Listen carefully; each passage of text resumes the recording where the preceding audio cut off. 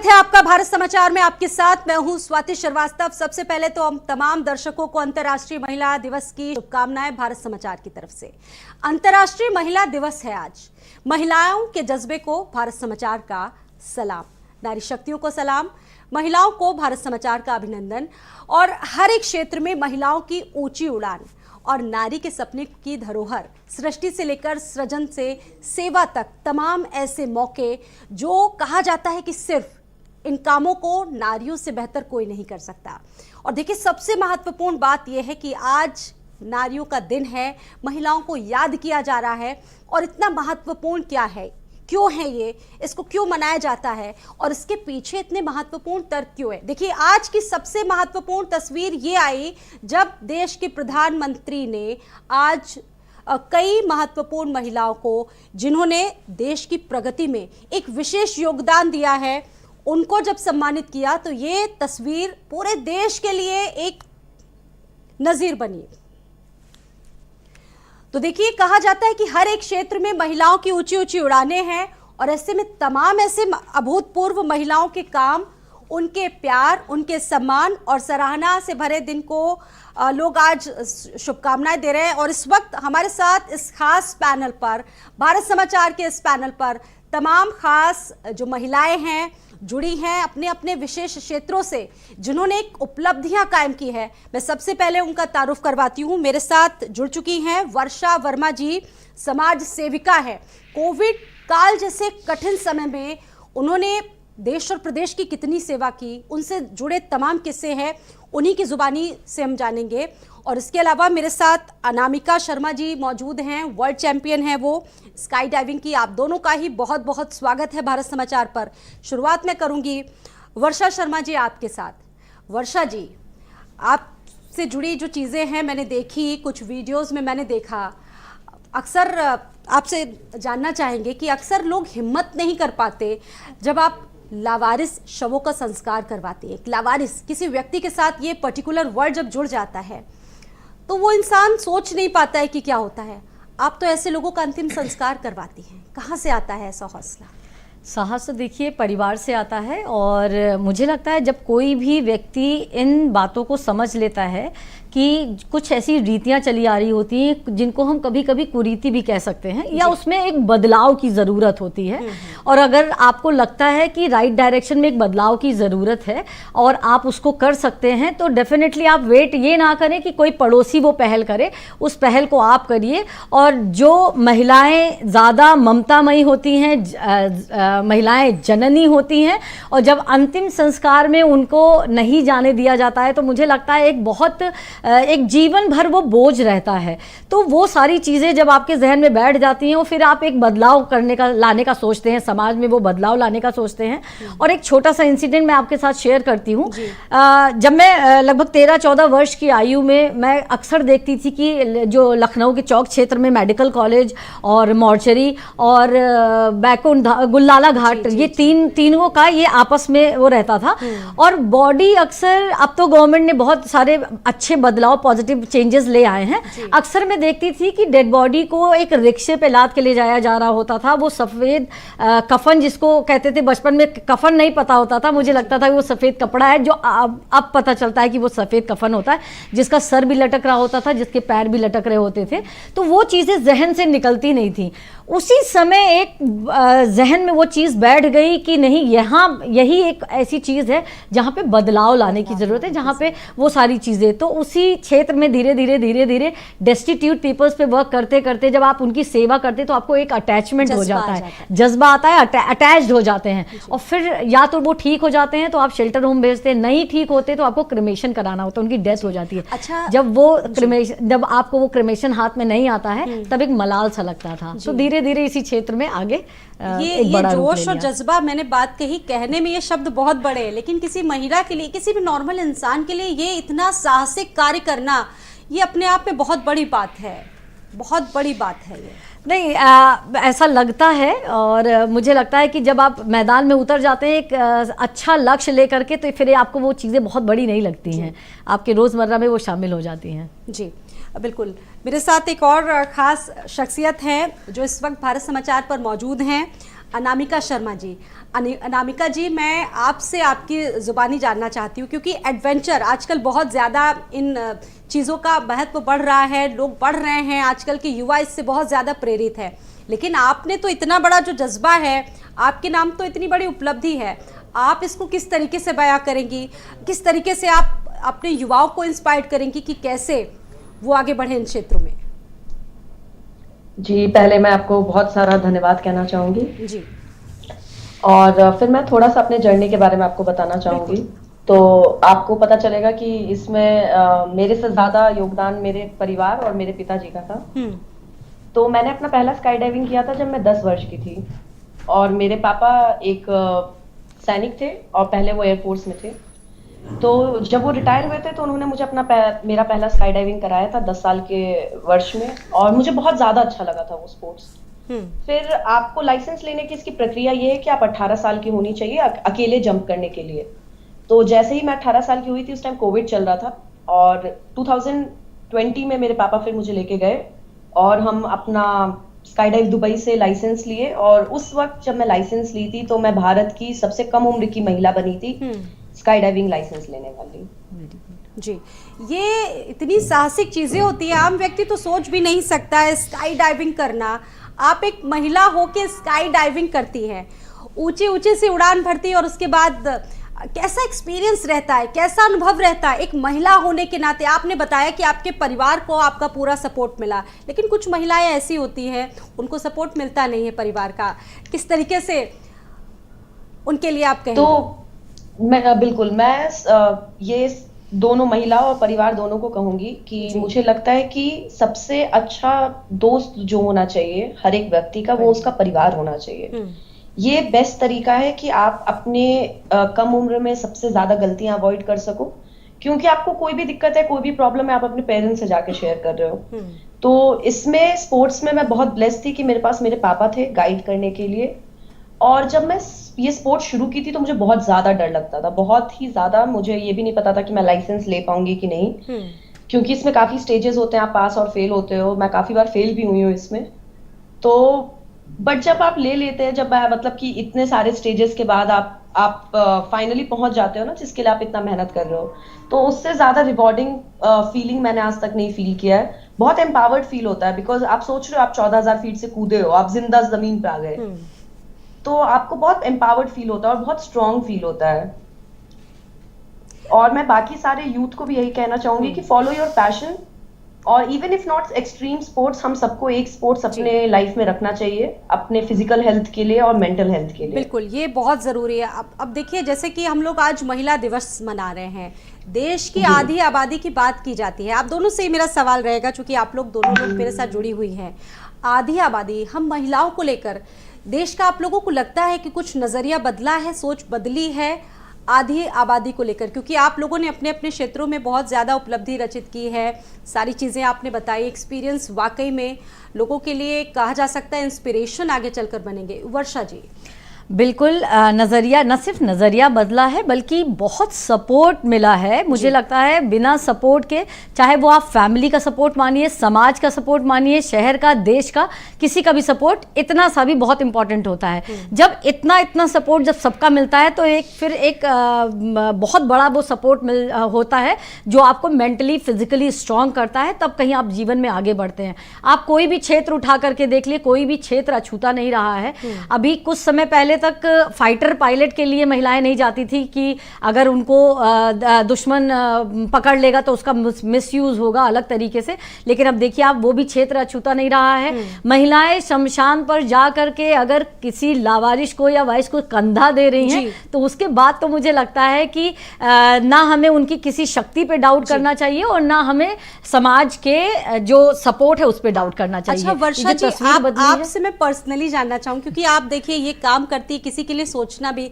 परिवार से आपको कितना सपोर्ट मिलता है? क्योंकि कई बार आपको इसके लिए कुछ लोग सुनाते भी होंगे कि भाई ये चीज़ें ऐसी हैं, क्योंकि हमारे हिंदू समाज में बहुत सारी चीज़ें इससे जुड़ी हुई होती है। बिल्कुल। पारिवारिक सपोर्ट कितना मिलता है जब अचानक से आपको जाना पड़ता है? बिल्कुल।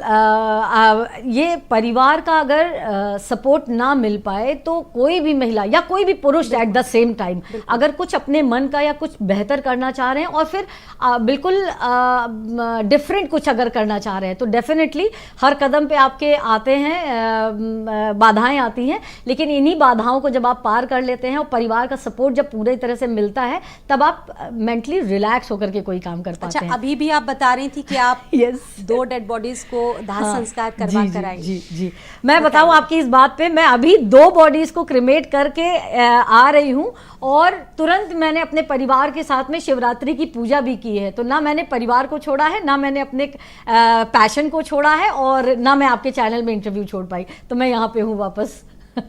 बिल्कुल। अनामिका जी एक बार रुक करेंगे। देखिए वर्षा जी तो अपने एक्सपीरियंसेस को बता रही है, मैम आप बता रही हैं कि हौसला ये सारी चीज़ें अपने आप में आती हैं। तमाम एक्सपीरियंस से भी आपसे इससे जुड़े हुए होंगे, कुछ आपने निराशाएं भी देखी होंगी, क्या आप शेयर करना चाहेंगी?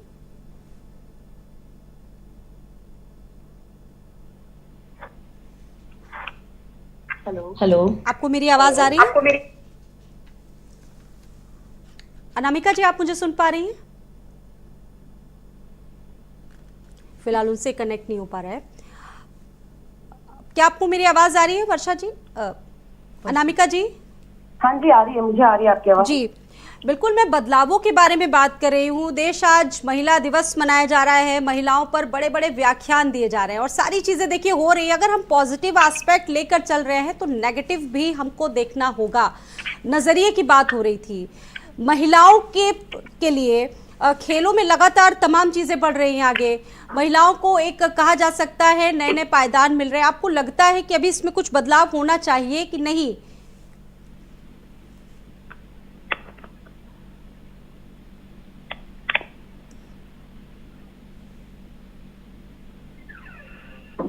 आपको मेरी आवाज आ रही है? उन तक मेरी आवाज नहीं पहुंच पा रही है। फिलहाल मैं वर्षा जी आपका ही रुख कर लेती हूँ। वर्षा जी बात हो रही है महिलाओं से जुड़ी हुई, हम लोग बात कर रहे हैं महिला दिवस पर। देखिए तमाम ऐसी समाज में महिलाएं हैं, आपने भी सुना होगा बहुत सारी ऐसी, एक मतलब कहा जा सकता है कि एग्जाम्पल सेट कर दिए हैं। आपने बताया कि 2019 में जिस वक्त पूरा देश नहीं पूरी दुनिया कोविड काल से पूरी तरह से प्रभावित थी, जूझ रही थी, आमतौर में एक व्यक्ति अपने कहा जा सकता है कि घर वालों के भी शव को छूने में डर रहा था, तो उस वक्त आपको डर नहीं लगा? बिल्कुल नहीं, एक क्षण भर के लिए भी नहीं लगा। और मैं आपको बताऊं कि उस समय जो मंजर था, कोरोना ने आपको फिजिकली जितना अटैक किया था उससे कहीं ज़्यादा मेंटली अटैक किया था। और मेरा ये पर्सनली मानना है, maybe I am wrong, लेकिन मुझे ऐसा लगता है कि जो भी व्यक्ति मेंटली स्ट्रांग रहा उस समय वो फिजिकली टूटा नहीं था, लेकिन जो मेंटली टूट गया था वही लोग फिजिकली टूटे। ये मेरा अपना, चूंकि मैं दिन भर फील्ड पे रह रही थी तो ये मेरा अपना एक्सपीरियंस था। मैंने अपने आप को मेंटली बहुत स्ट्रांग कर रखा था। और एक वो ही क्षण ऐसा होता है आपके जीवन में जब आपके ऊपर कोई विपदा आई होती है, परिवार पे, समाज पे, देश पे, इनफैक्ट पूरी दुनिया पे विपदा आई होती है। या तो आप टूट जाते हैं या वापस आपको लगता है कि अगर आपको लग रहा है कि आप टूट रहे हैं तो वापस आप अपने आप को मजबूती से बांधते हैं और मैदान में आ जाते हैं। तो वो एक मात्र क्षण होता है जब आपको वो डिसाइड करना होता है। वही एक क्षण था जिसने मुझे इस बात के लिए प्रेरित किया कि ये टूटने का, रोने का, बिखरने का समय नहीं है। एकजुट हो जाइए, मैदान में आइए। और हजारों लाखों, यस डेफिनेटली, हजारों लाखों लोगों की उस समय जरूरत थी। और देखिए कि कोई भी व्यक्ति को जब कोई त्याग की जरूरत होती है, जब हजारों लाखों आहुतियां होनी है, तो क्यों ना हम अपनी स्वयं से वो कोशिश करें, हम वो पहल करें। हम क्यों ये हमेशा सोचते हैं कि पड़ोसी से ही उस तरह का कोई माना जाए। ये जो काम आप करती हैं, आपको लगता है कि सामाजिक जो नजरिया है इसको देखते हुए कुछ बदलाव हुआ है? सामाजिक जो सोच है आगे बढ़ी है महिलाओं के प्रति? डेफिनेटली 100%। जब आप कोई भी पॉजिटिव सोच के साथ पॉजिटिव काम को करते हैं, और मैं इसको काम तो मानती ही नहीं, तो मेरी पूजा है, मेरी सेवा है ये। और डेफिनेटली, और जब पूजा और सेवाओं का पॉजिटिव ही इम्पैक्ट आता है समाज में तो 100%। और देखिए कोई वो काम में भी क्या बात जब जिसमें बाधाएं ना आए, तो बाधाएं तो डेफिनेटली आती हैं, लेकिन इनका इम्पैक्ट बहुत पॉजिटिव जाता है, ये तो मैं कहूँगी। बिल्कुल वर्षा जी बता रही हैं। और देखिए परमार्थ को ही वो सच्ची सेवा मानती हैं। दूसरों की सेवा ही अपना सबसे बड़ा वो पूंजी उनके लिए है। और देखिए अनामिका जी भी मेरे साथ इस खास कार्यक्रम में जुड़ी हैं। अनामिका जी, स्काई डाइविंग ऐसी जैसा शब्द आमतौर पर किसी के लिए भी बहुत बड़ा कहा जा सकता है कि एडवेंचर होता है, अमूमन लोग करते नहीं हैं या बहुत कम लोग इसको चुनते हैं, ख़ास तौर से लड़कियां तो सोचती भी नहीं है ऐसी चीज़ों के बारे में। जी बिल्कुल। क्या कहेंगी? कुछ स्टोरीज इससे जुड़ी हुई आपके कुछ किस्से होंगे, कुछ बताना चाहें भारत समाचार के दर्शकों को, आधी आबादी का जो आपके कार्यक्रम को देख रही है? जी जी, मैं जब छोटी थी तो मेरे घर में यूएसपीए के मैगजीन्स आते थे जी। तो वो मेरे पापा लेके आते थे, तो उसमें ना बहुत सारी फोटोज बनी रहते थे बहुत सारे स्काई डाइवर्स के। तो मैं ना उसको देखती थी, मेरा बचपन से बहुत मन करता था कि मुझे यही करना है बड़े होके। तो मैं हमेशा अपने पापा से पूछती रहती थी, तो मेरे पापा भी समझ गए थे कि मेरा सच में इसमें इंटरेस्ट है, तो वो भी सही टाइम का वेट कर रहे थे। और फिर मैंने चूज किया। ऑफकोर्स मतलब ओवरऑल स्काई डाइविंग में बहुत ही कम लड़कियां हैं। मतलब टोटल अगर हम पूरे इंडिया का भी गिने, जो total women licence sky diver होंगी सिविलियन, मुझे लगता है वो 10 से ज्यादा नहीं होगी। जी, मतलब आपने 10 साल की उम्र से ही इसकी शुरुआत कर दी थी। आमतौर पर बच्चा जब ग्रोन अप होता है, बढ़ता है, खाता पीता है, खेलता है, तब से आपके अंदर ये जज्बा आ गया? हाँ, मैं थोड़ी एडवेंचरस बचपन से थी और कूद फांद में तो बिल्कुल। मतलब 13,000 फीट की ऊंचाई से विंग सूट पहनकर छलांग लगाना। जी, मैंने वो जंप विंग सूटर के ऊपर बैठ के किया था। जी जी जी। तो वो एक रोडियो जंप था और मैं भारत की इकलौती लड़की बनी थी उस टाइम पे वो जंप करने वाली सक्सेसफुली। तो उसमें 2 स्काई डाइवर थे, एक विंग सूटर था, एक मैं थी, और मैं उसके पीठ पे बैठी हुई थी। और हम 14,000 फीट से 6,000 फीट तक वो जंप साथ में की और 6,000 फीट से हम दोनों अलग हो गए। जी बिल्कुल। आप लोग तो देखिए, कहा जा सकता है एक मिसाल है समाज के लिए, उन महिलाओं के लिए जो आमतौर पर आगे बढ़ नहीं पाती हैं, एक डर होता उनके पीछे। आप दोनों ही कहा जा सकता है कि समाज के नज़रिए को बदलने के लिए काफ़ी आपके काम। वर्षा जी, आपने तो बताया, मेरी तो एक बार कहा जा सकता है कि रूह कांप गई कि किसी डेड बॉडी को और उस व्यक्ति के साथ जिसके अपनों ने उसको छोड़ दिया है, कहीं ना कहीं मेंटली अटैचमेंट होता है, एक इमोशनली अटैचमेंट होता है जब आप उस व्यक्ति का दाह संस्कार करवाते हैं। किस तरह के अनुभव रहते हैं उस वक्त? देखिए, शुरुआत की जब हम बताएं आपको कि जब स्टार्टिंग में जब ये सेवाएं मैंने देना स्टार्ट की थी तो कुछ इस तरह की, एक तो होती है नॉर्मल बॉडीज़ होती हैं, ठीक है, और कुछ होती हैं जिनको हम नॉर्मल नहीं कह सकते। हमारे पास जहर खाई हुई बॉडीज़ भी आती हैं, जली हुई बॉडीज़ आती हैं, पानी में डूबी हुई बॉडीज़ आती हैं, गैंग्रीन के पेशेंट्स की बॉडीज़ होती हैं, सेप्टिक के पेशेंट की बॉडीज़ होती हैं, या ये जो जून जुलाई का महीना होता है, जो इस समय की जो बॉडीज़ आती हैं उनमें बहुत ज़्यादा स्मेल होती है। इतनी स्मेल होती है कि एक आम आदमी उसको नॉर्मली एक्सेप्ट नहीं कर सकता है। आपको कई बार स्टार्टिंग में मुझे कई बार एक बॉडी क्रिमेट करने में कई बार वॉमिटिंग हो जाती थी, लेकिन धीरे धीरे वही कहते हैं कि अभ्यस्त हो जाता है इंसान। जब मैं खाना खाने बैठती थी स्टार्टिंग में तो मुझे वॉमिटिंग हो जाती थी, क्योंकि इमीडिएटली वही सारी चीज़ें मेरे दिमाग में चलने लगती थी और वॉमिटिंग हो जाती थी। लेकिन धीरे धीरे करते अब मेरे लिए जब वो अब पूजा हो गई है तो मुझे नहीं लगता कि किसी भी व्यक्ति को अब पूजा से कोई प्रॉब्लम होती होगी। पूजा से ही शक्ति मिलती है। मुझे इन कार्यों से ही शक्ति मिलती। मैंने अपनी नौकरी छोड़ दी, मुझे सैलरी कभी सेटिस्फाई नहीं कर पाई। जब मैं इन सेवाओं में उतरी हूँ तब मुझे सेल्फ सेटिस्फेक्शन मिला है और उसके साथ साथ मुझे ज़बरदस्त शक्ति मिलती है, और तभी जा कर के मैं इतना दिल से चीज़ों से जुड़ाव महसूस करती हूँ और तब जा कर के सारी सेवाएं मतलब ये कहा जा सकता है जब तक आप दिल से चीज़ों को महसूस ना कर पाए तब तक आप कनेक्ट ही नहीं हो सकते। और खासकर ऐसे कार्यों के लिए देखिए, हमें उन कार्यों से क्या मिल रहा है। हम नौकरी कर रहे थे, वहाँ पे मुझे कम से कम सैलरी नहीं मिल रही थी, लेकिन वहाँ पे मुझे सेटिस्फेक्शन नहीं था, मैं कनेक्ट नहीं कर पा रही थी अपने आप को। जब यहाँ पे मुझे कोई सैलरी नहीं मिल रही, मुझे यहाँ कुछ नहीं मिल रहा है, लेकिन मैं उन लोगों से कनेक्ट हो जाती हूँ जिनका कोई नहीं है, जो एक बोझ के साथ ज़िंदगी बिताते हुए आ रहे हैं, और मैं ये बस चाहती हूँ कि जब तक मेरे कंधे उनके साथ हैं तब तक एटलीस्ट वो इस बोझा के साथ मरे नहीं। तो वो मरते दम का एक मेरा उनका साथ रहता है, मेरे कंधे उनके साथ रहते हैं, और बस एक छोटी सी मेरी कोशिश रहती है। बिल्कुल। आप लोगों ने भी देखा होगा कि उत्तर प्रदेश जैसा बड़ा राज्य, सूबा, देश का सबसे बड़ा सूबा उत्तर प्रदेश को कहा जाता है। अनामिका जी, उत्तर प्रदेश में मिशन शक्ति सप्तशृंगी भी लगातार चल रहा है, अभियान जुड़ रहा है और प्रदेश में ऐसी महिलाओं को भी हमारी सरकार कहा जाता है कि पुरस्कृत करती रहती है। बात अगर की जाए महिलाओं के समान अधिकारों से जुड़ी हुई, महिलाओं के खिलाफ हिंसाओं से जुड़े हुए मामले, दुर्व्यवहार से जुड़े हुए मामले, आप लोग तो देखिए कहा जा सकता है एक नज़ीर है समाज के लिए। आपको लगता है कि समाज वाकई में अपनी सोच को बदल पाया है, महिलाओं के प्रति अपराध कम हो पाए हैं? मुझे लगता है सोच तो जरूर किसी ना किसी लेवल पे बदली है सोच हमारे समाज की, पर मुझे लगता है कि ग्रामीण लेवल पे बिल्कुल भी बहुत सारे चेंजेस लाने की अभी भी हमें जरूरत है जी। जितना ज्यादा डेवलपमेंट या फिर एम्पावर्ड एक शहर की औरत फील करती है, या फिर जितने स्कूल, एजुकेशन, हेल्थ केयर, किसी का भी एक्सेस एक अर्बन औरत को होता है, मुझे नहीं लगता है कि एक गांव की भी औरत को या फिर किसी को भी उतना सेम एक्सेस है जी। हमारी पढ़ाई को लेके, सेल्फ डिफेंस को लेके, स्पोर्ट्स को लेके, किसी भी चीज को, तो मुझे लगता है कि एक चेंज जो अभी भी हमें लाना है और जिस पर वर्क करना है। सबसे बड़ी बात मुझे ये बताइए अनामिका जी, खेलों के प्रति हमारा नजरिया बदला है, खासतौर से समाज की अगर बात करें तो खेल को सेकेंडरी ले जाते हैं, कहा जाता है कि पढ़ाई लिखाई करो, खेल को सेकेंडरी। आपको लगता है कि इस चीज को अब प्रायोरिटी में लाना चाहिए, प्राथमिकता में लाना चाहिए? अनामिका जी, मुझे बिल्कुल लगता है कि हमें इसको प्राथमिकता में लाना चाहिए, क्योंकि अगर हम दूसरे देश को देखेंगे तो उनका जो रिजल्ट सिस्टम भी होता है ना, वो आपका 50-50% होता है। 50% आपका एजुकेशन, मतलब जो आप टेस्ट दे रहे हो, 50% आपके एक्स्ट्रा करिकुलर एक्टिविटी, क्योंकि ब्रेन का डेवलपमेंट के लिए दोनों कार्य उतने ही इंपॉर्टेंट है। जितना आपकी पढ़ाई है उतना ही दूसरे काम है, डांस, गाना, खाना पीना, कुछ भी है वो सब उतना इम्पोर्टेंट है जी। तो मुझे लगता है कि बिल्कुल स्पोर्ट्स को और भी ज्यादा प्रायोरिटी देनी चाहिए, और मुझे लग रहा है धीरे धीरे सरकार भी, जैसे अभी 2023 में एरो स्पोर्ट्स पॉलिसी लाई, तो इससे भी कुछ चेंजेस आने वाले हैं और एडवेंचर स्पोर्ट्स इंडिया में बढ़ेगा, जिससे कि टूरिज्म बहुत बढ़ेगा इंडिया में अगर एडवेंचर स्पोर्ट्स बढ़ेगा तो।